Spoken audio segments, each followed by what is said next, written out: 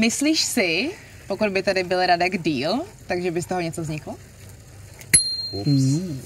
Jelikož jsem tady takhle krátkou chvíli, tak je mi celkem jasný, že Sáry určitě Radek chybí. Bojíš se toho, jestli to s Davidem vyjde i po vile?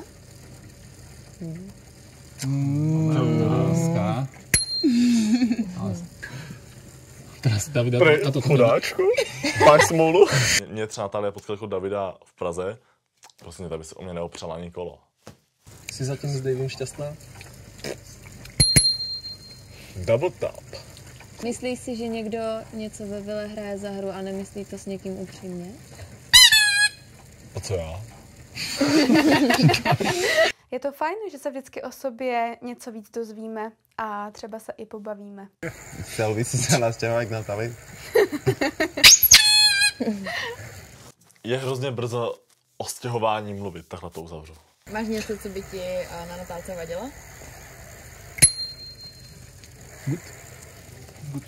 No tak nevím. Já sama dokonalost.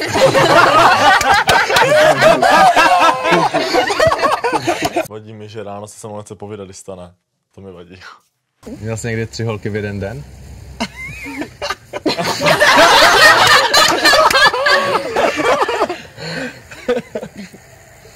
Davide, popravdě.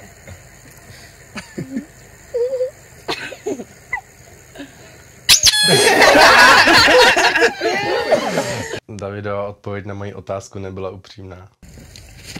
Lekl se z toho, že máš možná Natku rád víc, než jsi myslel? Tak zvláštně se usmíval, takže kdo ví. Těšíš se na život po vile se mnou? Lehce. Decentně. Mám prostě z toho lehké stresy, obavy a tak dále.